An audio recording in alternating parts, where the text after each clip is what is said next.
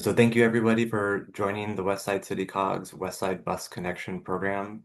This is a focus group meeting to introduce the project to you all, to introduce what the project is, what the benefits are, the purpose, and then to get some more feedback directly from you all. And so with that, I'm going to introduce Peter Mary from the COG just to give a brief introduction before handing it over for the presentation. Great. Thank you, Isaiah. And thank you all for taking some time out of your day to join this meeting I put on this project. So my name is Peter Mary. I'm a staff member for the Westside City's Council of Governments.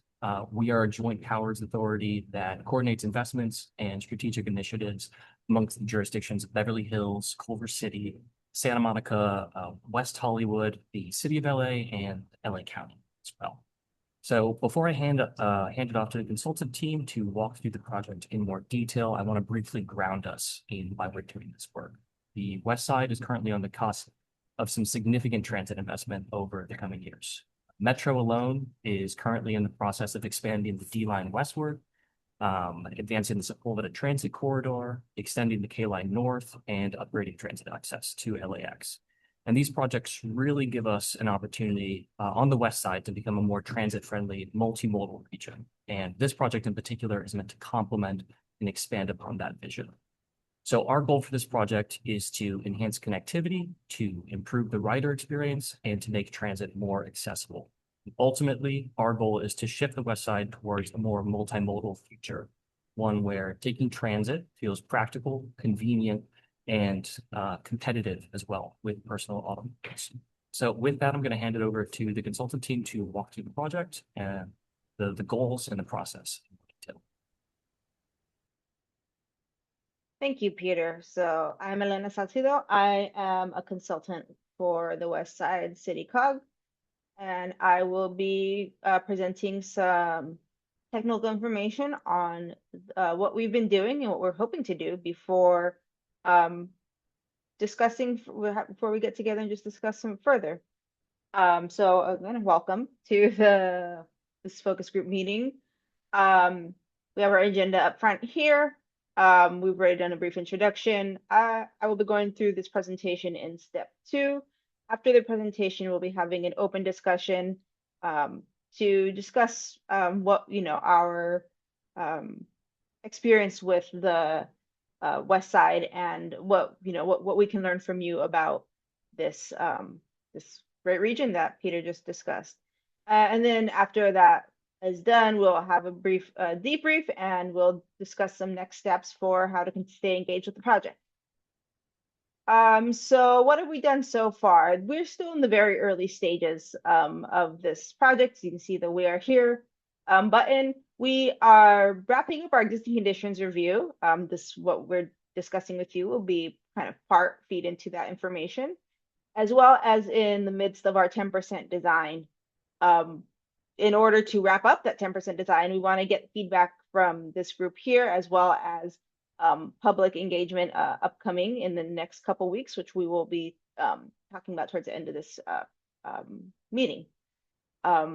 We will come back to the public and this group again to talk about where we are when we're in our 30% design this spring. And once we get that feedback, we'll wrap up getting ready to go into final design, but we'll come back one more time to the public to discuss that, where we are and entering final design and getting any kind of things we need to know before we get into final design. And then we'll be coordinating through the jurisdictions when you get into final design and construction to ensure that we're following the various city guidelines and different requirements.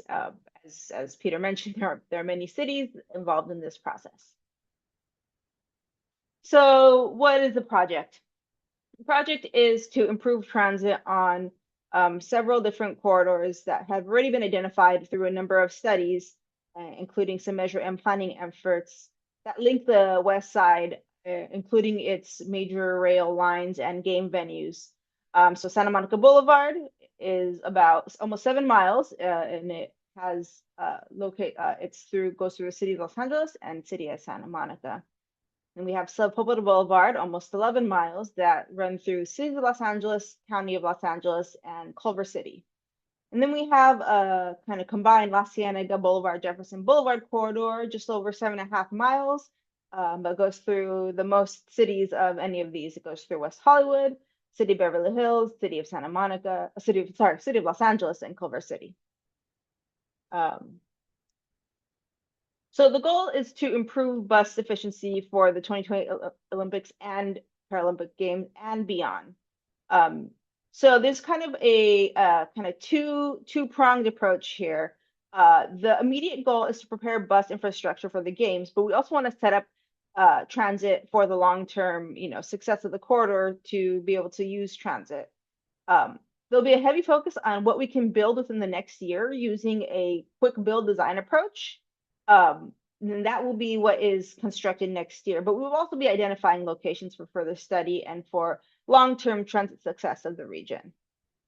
Within the designated corridors, we'll be looking at where quick build improvements can help the most, align with regional and local project goals.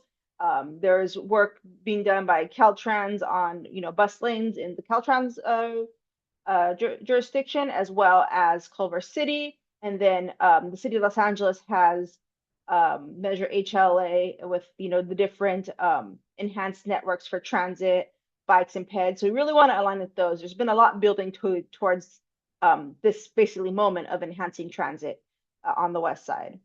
We'll be coordinating improvements and service across jurisdictions. I know all these jurisdictions are eager for these improvements, but there's different requirements with each jurisdiction. Understandably, everyone has their own flavor, and we need to make sure that we are on the same page.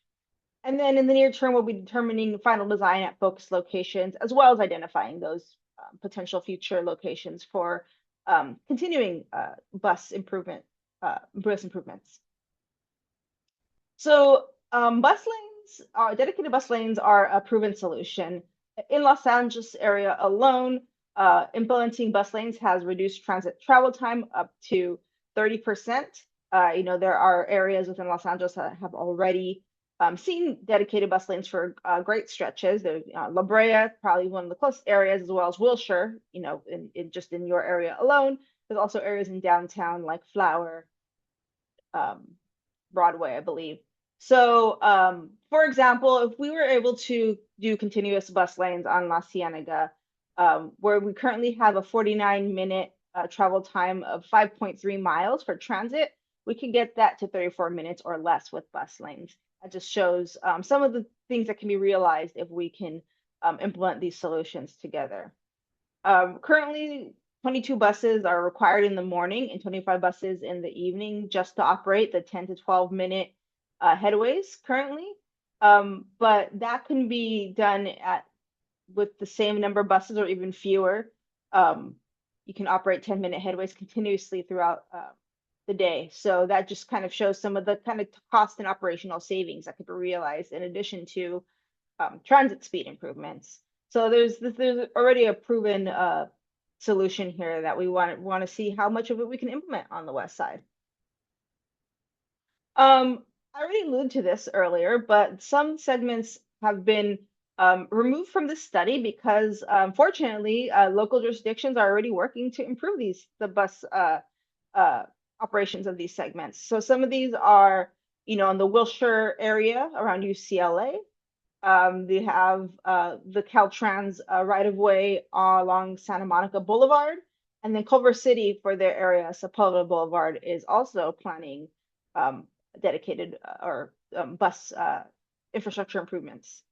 In addition, there are some areas of this of the study area that we saw actually don't currently have existing or planned bus service. So north of Holloway Drive, La Cienega Boulevard does not have bus service. So that's also been removed from this study as well. You can see these are the darker areas on the map to the left. So I've talked about quick build a couple of times, so I should answer just for everyone's on the same page. What is quick build?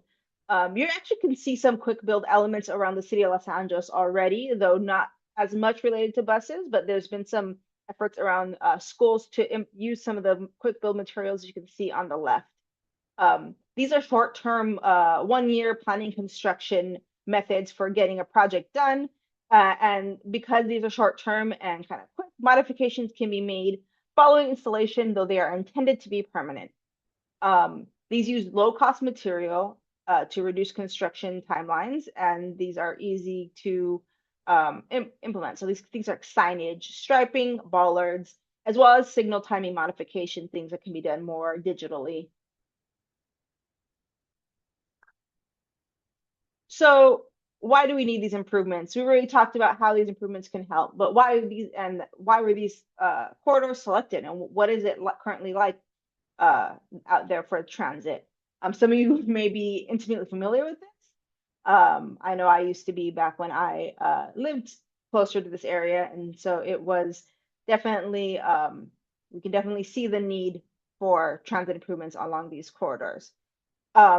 So just for example, you can see here on La Cienega Jefferson corridor, the average transit trip is over 2.5 times longer in duration than the average auto trip on La Cienega corridor. Despite that, the average auto trip is only 2 miles shorter than your average transit trip. So you're seeing a huge transit penalty on La Cienega and Jefferson Boulevard. And this is going to be a theme for these corridors, just as a preview. And you can see on the map to the right, there are thousands of boardings, especially in the north along La Cienega. And then we have the D-line extension that will be coming in imminently. So you can only imagine that the transit boardings in this area are going to be even greater. But we have fewer boardings in the south along Jefferson. Culver City does have headway improvements planned for this area. So we can expect to see more boardings and an even higher transit demand moving forward. Now getting into a little bit of what the transit speed and reliability is like. So we're looking at two things, this speed and reliability. So speed, very straightforward, how fast are you going? Reliability is how much does the transit how much does it match what the headways say on the schedule or on your app or however you're getting your headways? Does it match what is expected? So you can have a couple situations here. You can have very reliably slow transit, and you can see that towards the south of this corridor, where you have these slower kind of red or orange lines, and then dark lines surrounding it. So the dark lines mean it's not reliable, it doesn't match the schedule, while the orange lines mean that it's slow as well. Then you can also have some unreliable faster speeds. So these bluer lines they're faster speeds. They're might be what you expect for transit service making a lot of stops, but they're not reliable. So even if they're kind of going okay, you may not be able to expect the bus when the schedule says. You also might have some areas that are slow, but reliably slow. So the schedule reflects the fact that you're expecting slow time. So you can see that kind of throughout the north area. So these are all different situations you might want to improve upon, even if you can expect a bus, you might want to improve the speed of that bus, or even if the bus is going at an okay speed, you might want to improve that reliability. So Sepulveda Boulevard, we have a similar situation here where there's towards the north, especially around the school and also around the south towards LAX, you see some heavier boarding activity. And we have a similar situation with the transit trip length duration. So it's over 2.5 times longer than your average auto trip, but your average transit trip distance is actually less. It's about 2 miles shorter than your average auto trip, and still you're seeing a 2.5 time penalty for taking transit. So this is something we seek to remedy, and connecting. And this is a major corridor from getting from the west side to the UCLA area. The west side to the LAX area, from the UCLA area to the LAX area. So the speed and reliability along Sepulveda, you're seeing a lot more maybe kind of faster but unreliable areas, as well as definitely some very congested, slower areas around UCLA, around the airport, and then a lot more kind of spotty unreliability just throughout. So areas that would need some focus improvements, as well as areas that could definitely benefit from more linear improvements.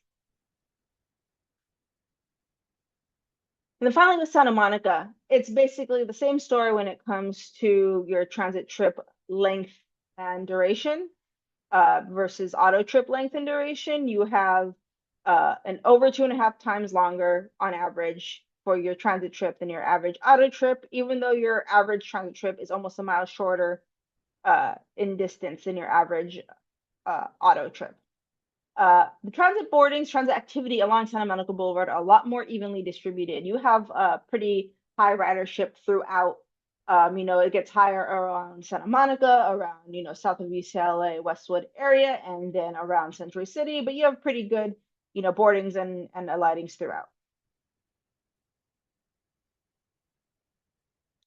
Here you see there's definitely stretches of unreliability, but there's also just a lot more stretches of long stretches of congestion, slow transit speeds. Even if it's reliably slow, it's still, areas you'd want to speed up, as well as you see more the unreliability, low reliability coincides a lot more with those slow areas. So there's several penalties here you're finding on Santa Monica Boulevard. So now we're talking about we talked about why, why it's important to get improved bus infrastructure and how it can really help bus travel throughout the West Side. And we talked about kind of what the problems are on the West Side and why we need it. So now what might that look like in practice? So we have some quick build principles that inform our design alternatives, that these are the near-term alternatives. Of course, we're identifying areas that might be improved later, but things that can be done within the next year or so. We want no impacts to right of way, so we don't no buying, purchasing, acquiring additional right of way. We also don't want to touch curbs or hardscape medians, so don't want to change where the curb is, don't want to change any sort of planted median. We want to avoid major lane shifting because the signal loops that determine, that detect whether there is a vehicle waiting at the intersection. If you make major shifts to those lanes, you have to have to redesign those loops, and that takes a while. For similar reasons, you want to kind of maintain similar travel lane widths. You can move it around a little bit. You don't have to make the exact same widths as you have today, but you got to keep it pretty similar in order to avoid having to move traffic signal loops. You can adjust traffic signals to prioritize transit where feasible. That's something that doesn't require, concrete, literally and figuratively improvements. And also prioritize improvements for where there will be the most benefit to bus performance, as well as incorporate the planned projects where applicable and feasible for quick build. So there's, the jurisdictions on the West Side have a lot of great projects that will complement and improve bus service as well as pedestrian transportation service. And so where possible, we would like to incorporate those into the designs for this quick build.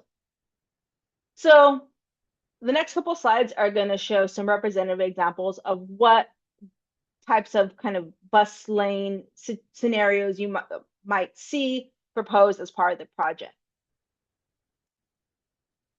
So one of the most, I guess, straightforward examples is of an alternative is to just swap through lanes, current, automobile through lanes for all-day bus lanes.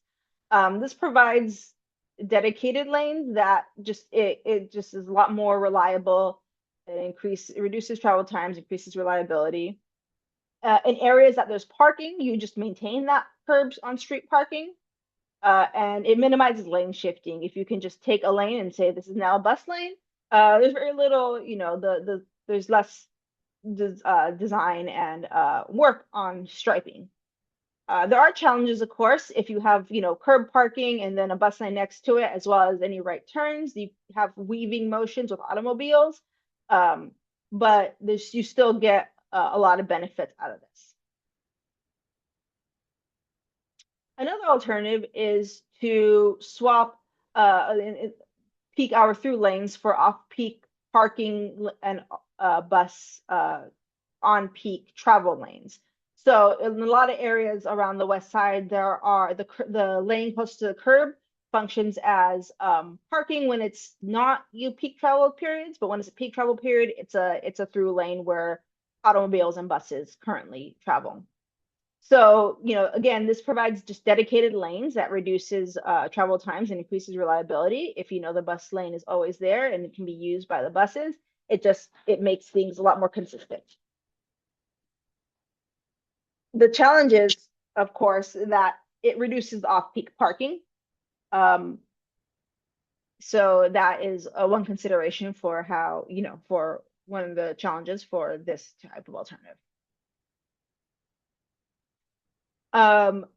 The final design alternative we are looking at today, of course, these three alternatives can be kind of customized. These aren't the totality of what bus lanes might look like. These are more representative. Is you can swap peak hour through lanes for peak hour bus lanes. So these are the same areas as we discussed previously, where there's through lanes currently during the peak hour and it functions as parking during the off-peak times.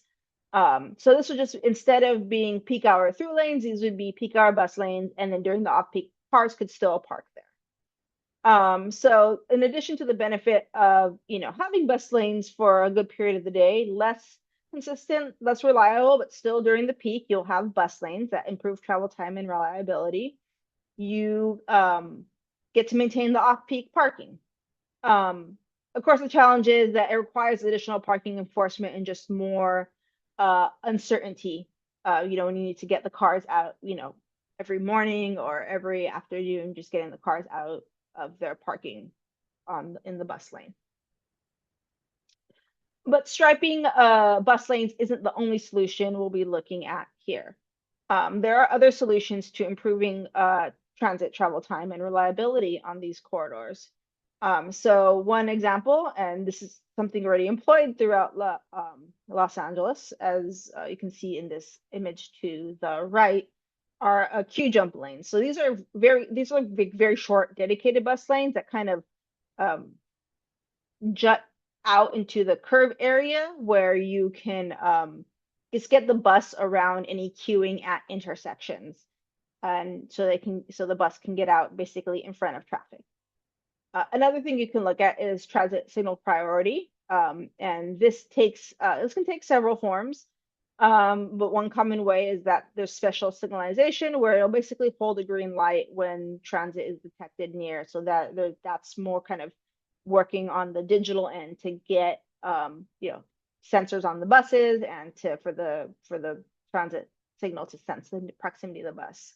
This can be done in combination with the queue jump lane, where you actually have a separate transit signal system that can basically have a green for only the transit rather than all of traffic, just to get the transit out ahead. So that, thank you for listening to that presentation. And now we want to discuss